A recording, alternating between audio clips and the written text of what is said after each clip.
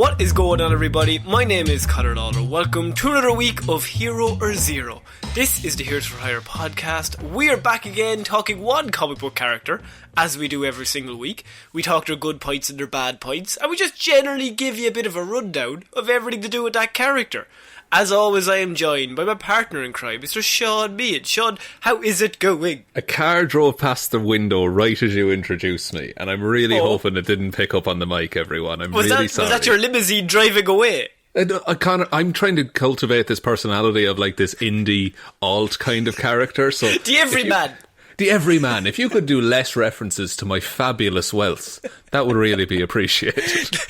Do you want me to take up the mantle of wealthy character then? Yes, but only if it's in a Mr. Monopoly kind of capacity. Well, I feel like we should eat the poor. Very good, beautiful. I disagree, Conor. This is a good podcast. So, this is Hero Zero, Shaun. So, I normally do DC characters, and you normally do Marvel characters. And so, last week, you did a Marvel character. He was fast. He was a bit annoying, like Quicksilver, whatevs. So, I decided this week, I'm going to do a character that a lot of people, I think, are going to click on this episode and not know who they are. But I'm going to start by saying that this character is named after a flying animal and is Batman, one of Batman's sidekicks. Is it? And I feel like this is a QI situation. Go on. But is it Robin? It is not Robin. Fuck! We've done Nightwing, but that's also not a flying animal. The moth? Oh shit. The moth? You mean Killer Moth? You think Batman would associate himself with a dude called Killer Moth? He's killing crime on a surface level. He's killing our large prices. They're so low. I am going to do the character called Harper Row, otherwise known as Bluebird, Shaun.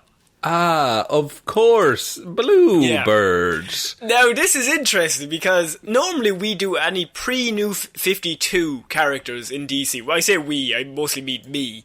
I always exclusively do pre-New 52 characters. That is true, because you've done zero. But I prefer pre-New 52, but this character actually originated in the New 52, and so this has a very strange scenario where this is probably, since the New 52 launched, Batman has had a new sidekick that was brought in as well, and it is Bluebird. Right, okay. This is... That's wild that I don't know this, then. Because I like to think I know about comics. It is. It's a very interesting concept. And now the creators of Harper Row or Bluebird were Zack Snyder. Oh Zack my god, Snyder. Not. I hate Scott Bluebird. Snyder. Scott Snyder. I want to make it clear. Scott Snyder, the comic book writer everyone loves, not Zack Snyder. Bluebird, mad into killing people. No, Scott Snyder and Greg Capullo, who are kind of like a legendary duo when it comes to Batman, and they were massive in the New 52 pre-launch. And Bluebird came about in November of 2011. So Harper Row, also known as Bluebird, is one of Batman's allies, but she's kind of just... She's very similar to everybody else in the team in so far as she doesn't have any powers. She's just kind of smart. And may I ask, Conor, what's her situation around, having parents? Motherless. Harper and her brother Cullen. She left before they were born. So, her mother passed away early, Shaun, but is the father still alive? I know what you're thinking. That's pretty good. Yeah, that's 50% better than Batman. Well, Harper and her brother Cullen, who we're going to know in this report, they were forced to live with their abusive, alcoholic father at the time. Right. In many ways, worse than Batman's situation, because he had an Alfred. When their father was absent, Harper would fix the things her father broke, including Cullen and herself most of the time. Doing this, Harper soon developed a talent for fixing things, Shaun. And so during the Zero Year, when the Riddler shut off the power throughout Gotham, Harper and Cullen were stranded in their apartment, so their father left to drink. Noting her father's poor parenting, Harper rigged Cullen's nightlight to a battery that he didn't have, so he didn't have to sleep in the dark. So she's a genius when it comes to technology or electrical things. Yeah, and she's got a big heart. She cares about people. Certainly her brother, anyway. I'll be honest. I've not been left a lot of avenues for comedy in this report about an abusive father. But continue. I've been seeing where you could come in. Eventually, Harper applied for emancipation. On achieving it, she moved out, taking her brother Cullen with her almost immediately. She applied for a job as a city electrical engineer and got the job, doing maintenance on the city's electrical grid. Harper and Cullen moved into the Narrows, which, Shaun, is a rough part of Gotham City, as if there is not a rough part of Gotham City. I was going to say, isn't Gotham City the rough part of DC Comics? Yeah, but this is the rough part of Gotham City. My God, it's worse than we ever imagined. It's pretty bad. And so they are living there. Like, she's just a young, she's about 17 or whatever, and she's looking after her young brother, and they're just in this really dingy apartment, and it's really run down. But it's all they can afford at the minute, because she's just gotten her job. So she's still in high school at the time, and she lives with and supports her younger brother at the same time. So she's going to high school and has a job and is supporting her brother. While there, however, her brother started being bullied, and they started targeting him because he was gay. And so her brother is constantly being bullied, and so she has to also deal with that as well. So she just has a lot of things that she's looking after her little brother, who they have no parents, of course. She's trying to make ends meet as she's also going to high school herself. Jesus, so she is just stretched in every direction. Yeah. And so this all kind of leads up to a point where one day in her block of apartments, her landlady, her electricity went. And so she didn't know what to do, but Harper said, "I'll fix that for you." And so Harper fixes and rewires her landlady's apartment and just fixes it all up. And so her landlady, as a say of thank you, was paid her with a ticket to the Wayne Gala, where Bruce Wayne was to announce his revitalisation project that would result in her home being demolished. Oh no, I did not think that was where it was going to go. Revitalisation, get rid of it. Yeah, revitalise means out with the old, out with the people, living in the old, and in with the new expensive apartments for my friends. This Bruce Wayne doesn't seem very nice at all. No, this Bruce Wayne seems like a bad man. Huh? Now, she was initially... I'm going to bypass that. She was initially hesitant to go, feeling like, obviously, there was no point. But Cullen, her brother, convinced her to go to it. So she goes off to this big gala, and after Wayne's presentation, she began stealing desserts and putting them in her bag. And as she did, she was spotted by Alfred, who did not stop her, but instead said she was making a serious error by not taking the brownies as well. Alfred, you dog. Alfred's a ledge bag, you know what I mean? Alfred's famously known for being a ledge bag in DC Comics. Everyone knows that. So, as Alfred escorted Harper out at her request, the butler asked if she had won her ticket from the ticket lottery. She answered that she didn't win it herself, but was given the ticket by her landlady. Harper was then asked what she thought of Bruce Wayne's project. She answered with apathy, stating that she can't get her hopes up whenever some rich guy who probably never set foot in the Narrows says he's going to fix it up. And so this is kind of where she is at the minute, where she's just kind of like, Bruce Wayne's a dickhead. That's most people's impressions of Bruce Wayne, though. And that's what Bruce Wayne wants people to think. Even people that know he's Batman. People who know he's Batman know he's a dickhead. But people who don't know Bruce Wayne think he's a dickhead. Yeah, it's like, is he a dick? And then you find out, oh, he is. Oh, he absolutely is. Somehow him saving people makes him a bigger dickhead. So, on her return home, however, she discovered that her apartment had been broken into by the bullies, Shaun. And Cullen had basically been assaulted with a gay slur shaved into his hair. Jesus. Yeah. And so Harper, as a sign of, like, she left him for a few hours and she came back to this. And so when she gets back, Harper's like, not Harper, I should say, Cullen is like, don't fix my hair, because she offers to fix it, and he's just like, they're just going to do it again. So, in comforting him, what she does instead is she shaves her head to look like his, and shaves the slur into her head as well, so that they have the same haircut. Fuck me, that is solidarity. Solidarity. So, that's kind of our first introduction to just Harper and just the person that she is. Like, she's all about just looking after, like, obviously her little brother, but she's also very smart, and you can see where I'm going with this shot. But no. I think she joins the Riddler. Is that what happens here? So this all leads to a story called The Court of Owls, which of course is very famous around this time when they first relaunched New 52. And Batman is under a lot of attacks from the Court of Owls. And at one point he comes under attack, and he barely manages to escape their underground maze through Gotham's frozen river. But when he collapses, a young girl by the name of Harper Rowe manages to pull Batman's body from the water and got him into the back of her van, where she jump-started his heart with a car battery and jumper cables. What the fuck? So she literally saved Batman's life? Yes, she literally saved Batman's life, yes. That's a good in on your CV.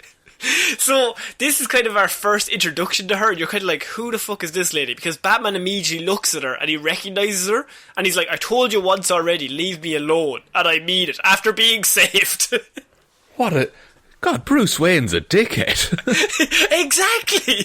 So, we have like a flashback then at this point, and you find out that Harper's, her first meeting with Batman and why she's helping him is because he once helped her. Because one day her and her brother were walking home from alone, and they were confronted by the group of local thugs that were bullying him, and they started to basically attack them, and Harper attempted to defend her brother with a taser, but like obviously you shock them once and then you're out of taser, and so they were going to be overwhelmed, but then Batman appeared and saved the two of them, making a great impression on Harper and Cullen, who had been never able to depend on anyone but each other. But Batman turned up and saved the two of them from this gang of bullies, which I don't really want to raise the issue, but I feel like it's below Batman's pay grade, and I don't really know how to say that. This is a man who has fought aliens and gods, and he's just stopping some bullying happening. Now look, bullying shouldn't happen, definitely, but I don't think, like, if Batman were to stop every bully, he'd never do anything ever again. I think that's a job for Damian Wayne. I think you send Damian out on that mission, and he solves the world-ending missions. Yeah, just on a pure logistical point of view, you don't have the skill set involved. You're overqualified, Bats. You have too much experience for this job. He's looking at the CV. You're like, you've got too much experience to kick the shit out of some kids. And also, if someone has to beat up a child, surely it should be a child and not the 35-year-old billionaire. You've got like 6 of them. Send one of them. So later, Harper becomes obsessed with learning as much about Batman as she could, because, I mean, she was trying to figure out ways to like repay him, and she's kind of starstruck because it's Batman and they're just both young kids. So she becomes obsessed with trying to find everything about him that she can. Specifically, she became curious how he was able to stop all nearby city cameras when he appears. She surmised that Batman must have a method to link into the city grid and control it, with a type of device that she dubs a Batbox.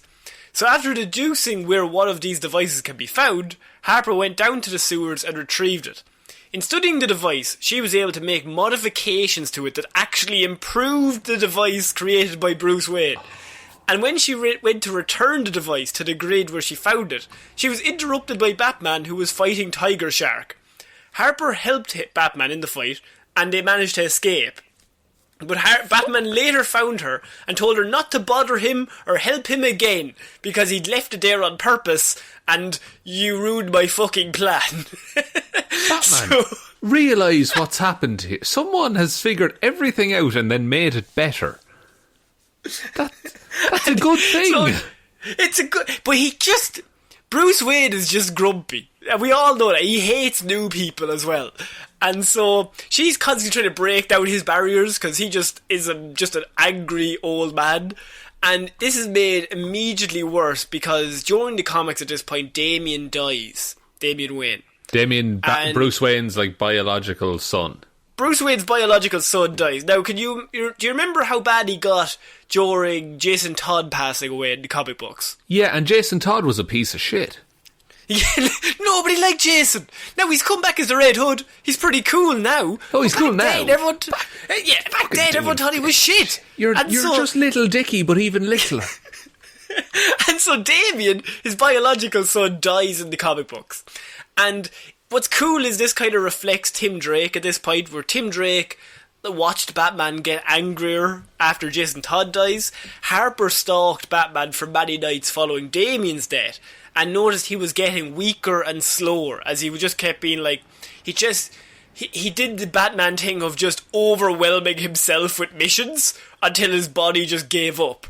Yeah, because it's one of those things of Batman needing to realise he's just a human. Like, he's a very good human, but he's just a human and he has limits.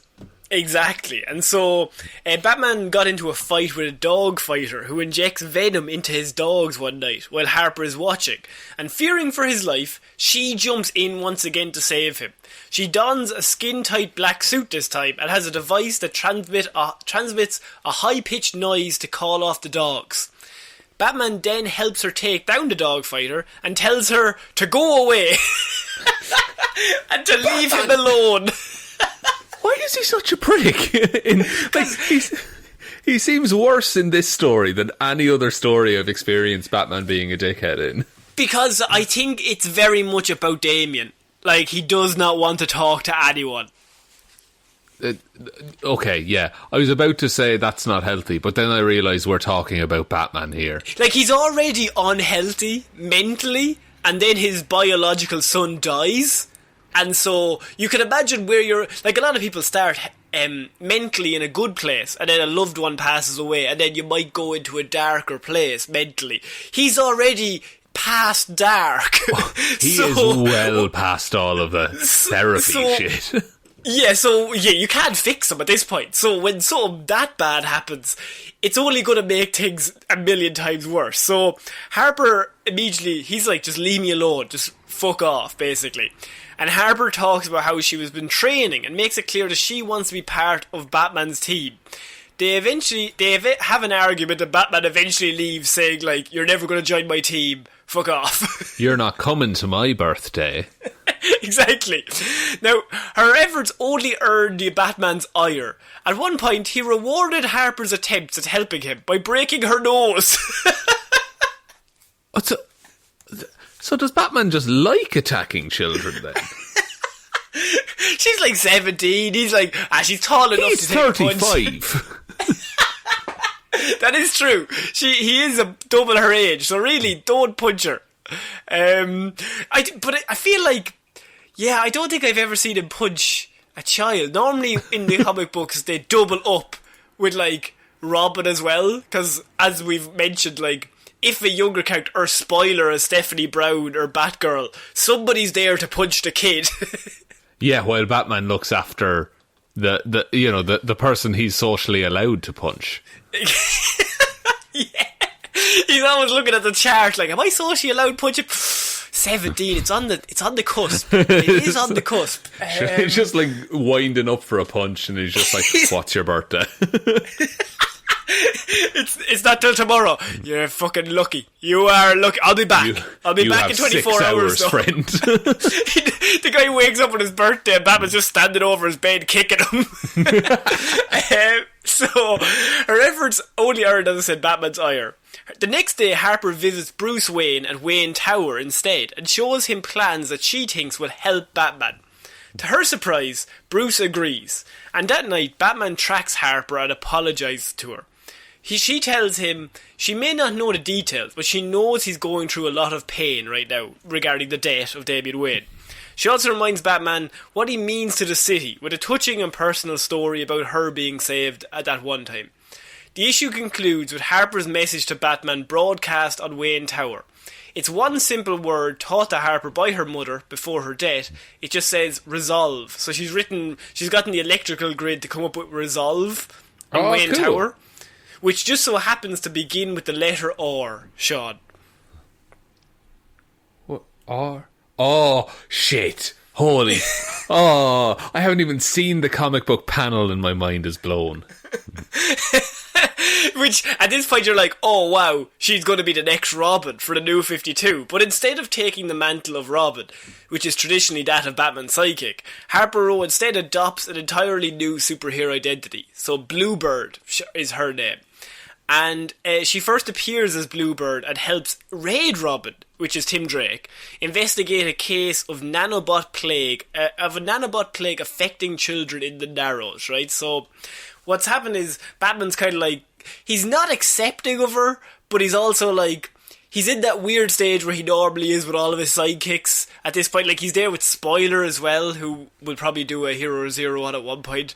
But it's just like, okay, you're good enough that I don't need to tell you to fuck off all the time, but you're also not Dick Grayson, so I'm not going to talk to you about things. Dick Grayson is the only one that I kind of liked from the start. But even he thinks I'm a dickhead. So she's kind of in that middle bit. And at this point, she appears in a Raid Robin story called Batman Eternal. And at this point, Raid Robin, as I said, is investigating the case of all these nanobots are appearing.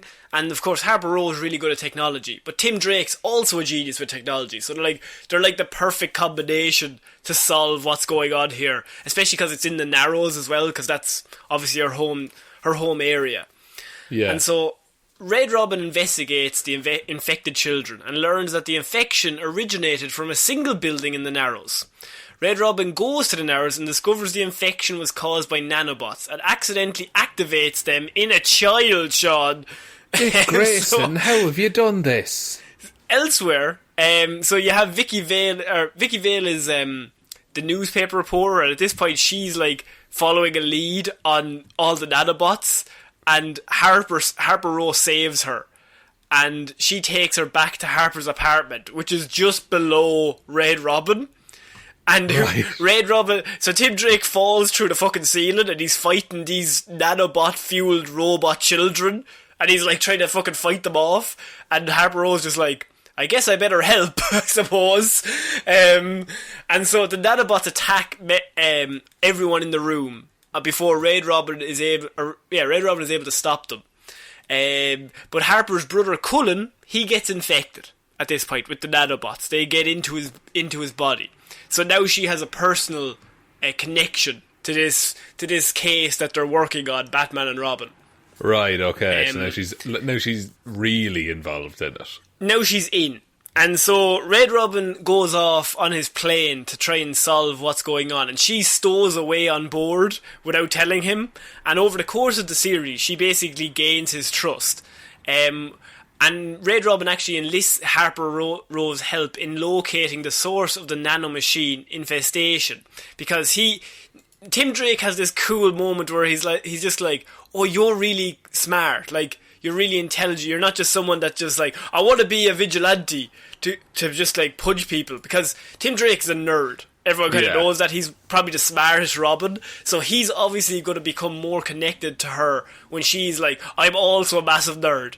And they're just both like, yeah, we're the nerd sidekicks. Because Jason Todd, he's too cool. But we both know about nanobots. He's the jock of the Bat family. Yeah, exactly. And so he's immediately like, come on in. You can join the team and we're going to work on this together. And they identify Jervis Tetch, who is the Mad Hatter. He's the source of it. And so they go to confront Jervis Tetch. And they're just but what happens is that Raid Robin, he gets into a bit of trouble with Batgirl and Red Hood. So Red Hood, Batgirl and Raid Robin are all working on this, and they all get basically overwhelmed by the nanomachines. And I think before they go in, Tim Drake's like, look at her, like, you sit this one out. Like, you just watch us. Yeah, we're going to solve this. Yeah, newbie. And we're going to look at us. We're amazing at this. So the three of them run in. They all get overwhelmed by the nanomachines. But Harper, this is her first moment as Bluebird properly, like in the full outfit, and she's forced into the field when they all get kidnapped, or not kidnapped, overwhelmed I should say. Yeah. And so Harper tricks the Mad Hatter into giving up the device that controls the nanomachines, and she actually hacks into the nanomachines, like takes like some scientific electrical thing, but she takes over the nanomachines and takes control of them, and then shuts them all down, basically ruining all of the Mad Hatter's plans. Well, that was very insensitive of her. He had planned for ages to infect all those children. This sentence didn't go how I thought it would. But this kind of helps her overcome Batman's reservations, and at this point, Red Robin's kind of like, no, she's actually good, Bruce. Like, she's actually really good, and she can be helpful. Like, she's really intelligent. And what happens if, like, wouldn't it be great if we had two nerds that you could go to? If I'm on a different mission, Bruce, or she's I on a want mission. a friend. I want a friend. Jason Todd just wants to play football all the time. I don't wanna, right? And my final story involving Harper, that's how she kind of gets invited into the Bat family. Like, yeah. She gets the thumbs up from Red Robin, Red Hood, and Batgirl. And once they all go to Batman and kind of vouch for her, she kind of gets okay, she's in, but she's not in the circle. She doesn't get a plane made for her. No, she doesn't get a plane. She doesn't have like a signal in the sky, but she's part of the Bat family. But finally, actually, interestingly, is that they wrote a story called Batman and Robin Eternal at one point, and it is revealed that Harper's mother, who died, was murdered by Cassandra Cain, Shaun. Oh, but she's in the back. That's going to cause so much conflict, Conor. It's a good storyline. It is a good storyline.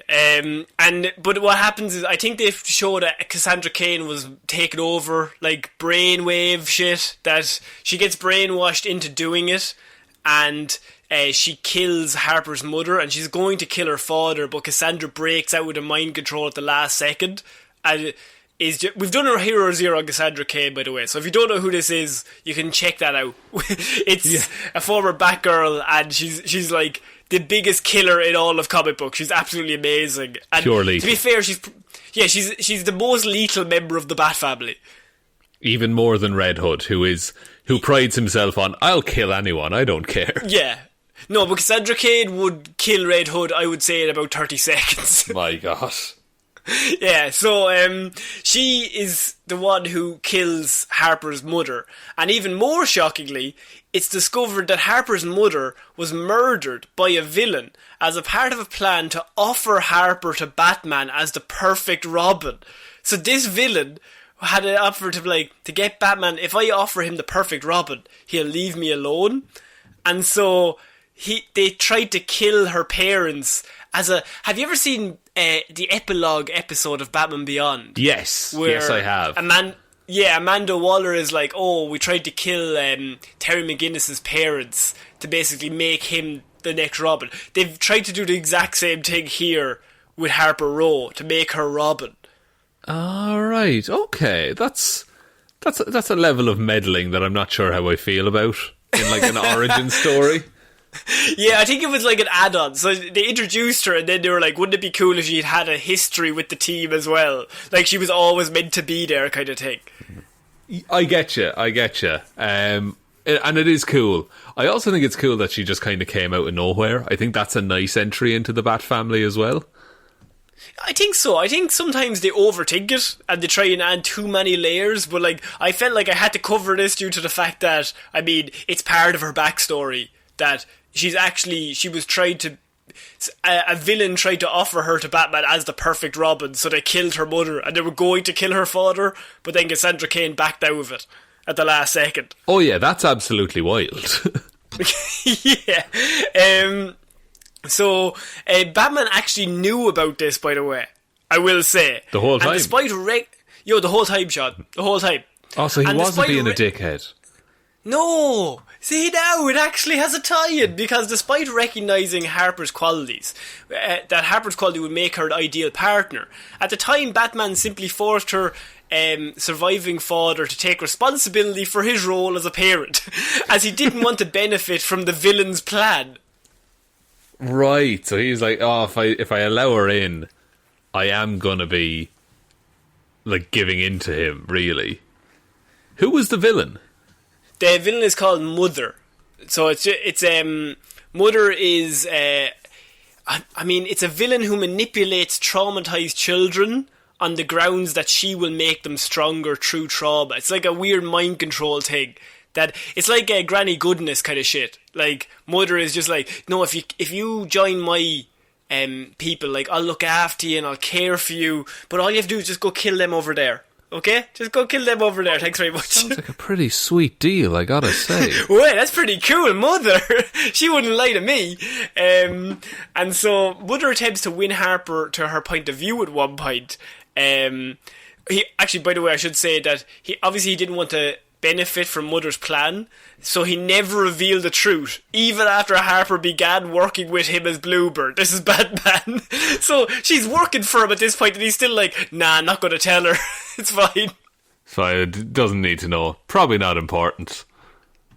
Yeah, and so she also, I think it adds a cool idea that, like, she's always destined to have been a part of the Bat family.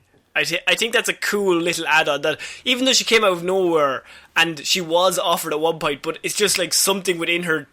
If you're going to talk destiny and all that shit, like, she was always bound to end up there at somehow. Yeah, like, eventually she would find her way into that family. Just her skill set means she's perfect for it. Exactly. So once Mother is defeated, Harper assures the returned Batman that she understands his reasons for not telling her about his history with Mother and his indirect role in her mother's death. But her recent events have prompted her to go to college to receive official qualifications for her electrician skills and explore a life outside of the vigilante role. So this actually, she kind of slightly retires, but once upon finding out, like, all of this shit, that, like, her mother died and she was going to be offered up as the perfect Robin at one point, and there's all this backstory, and also Cassandra Cain is still on the team, so she's kind of like, I'm going to take a step back. But then Batman, who has been a dickhead for the whole report, for his whole life, for his whole life, assures her as she leaves that Bluebird will always be welcome in Gotham if she decides to suit up again, Shaun. Oh my God. Bruce, you can't just tell someone you like them when they're leaving forever. He does seem like that kind of guy, doesn't he? He really does. Just like, oh, I always liked you. Did you? Did you really? You broke my nose and told me to fuck off multiple times. Multiple times, Bruce. So, the powers and abilities of Bluebird. She has electrical engineering. Ro has gained impressive experience with electronics, having to fend for herself most of her life. Her skill is so great that she actually improved one of the Batman's gadgets. So you can kind of tell how intelligent she is when it comes to that kind of stuff. Yeah. You also have gadgetry. She's got computer operation. She also uses firearms, Shaun. Which makes her slightly different. So she's perfect for the Batman. Perfect for Zack Snyder. Maybe not Scott Snyder's Batman. She's got hand-to-hand combat as well. Now, her equipment. She's got the Bluebird armour. She also has a thing called Ascension boots, which are boots that she designed herself. And wears specially designed boots with grappling hooks on the sole, permitting her to ascend and descend, as well as to hang from the ceiling to perform hands-free tasks. Sorry. So she just does like a handstand and fires a grappling hook from her feet? No. She has hooks. Yeah, right. She has grappling hooks on her soles, yeah, I suppose. But, like, she uses them to basically hook into the ceiling and, like, she can just... I suppose if you're looking like the Arkham games, like, she's hanging upside down from the golems, but just from her feet. Right, okay. Okay, yeah, it's cool. I just think grappling hook design, surely there's another way to go about it. Hang on, are you telling me comic books might not make some sense? I'm just saying, why put the grappling hooks on your feet? What if they go off like on accident? You jump off a building, right? Yeah. grappling hook onto the building on your way down to like swing around and stop your fall. You're just gonna pull your fucking legs off. I suppose.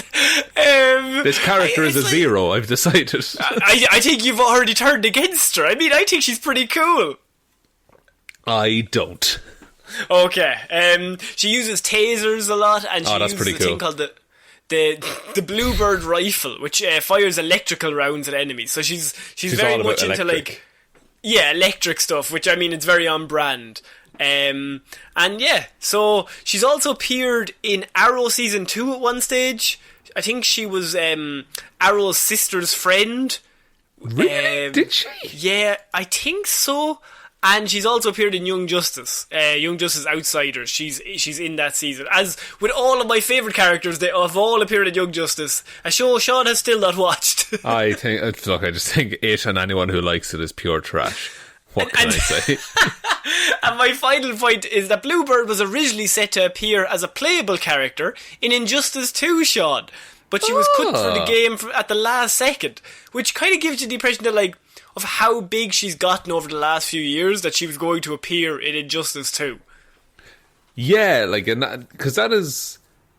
The whole selling point of that game is, the biggest DC characters are fighting each other. So to be included in that roster, that's pretty good. That would also be a really good character in terms of fighting style. Because you'd have a load of electric attacks, I imagine, and weird grappling hook shoes. Big rifle. If you got a long distance weapon, just stand at the far end of the screen, just fire. It's just the easiest win you've ever had.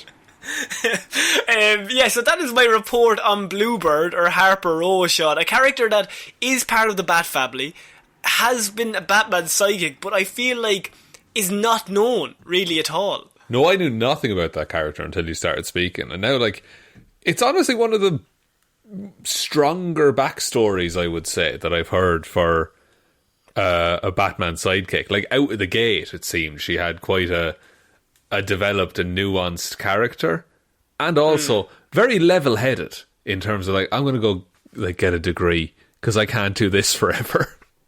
I think she's like a combination of Jason Todd and Tim Drake in terms of her origin. So Jason Todd in regards to like, she grew up in the Narrows and she's had a very rough childhood or whatever.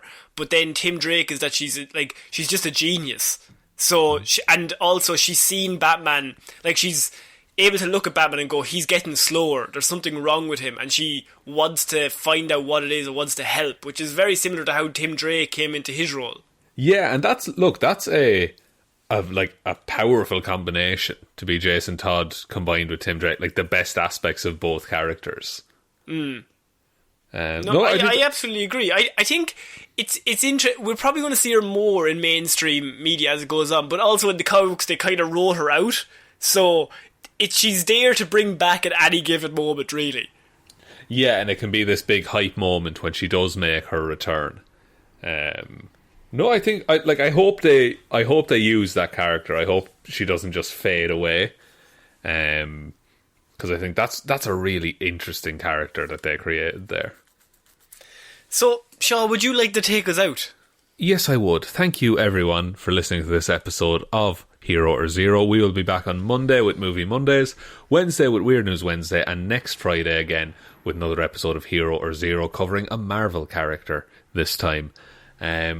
Big thanks goes out to all of our patrons over on Patreon, patreon.com/Heroes for Hire podcast. If you guys want to support it over there, that would be very, very much appreciated. Down below, all of our socials are there. You can email us, heroesforhire_@outlook.com. But the most important thing, just tell one human being that we exist.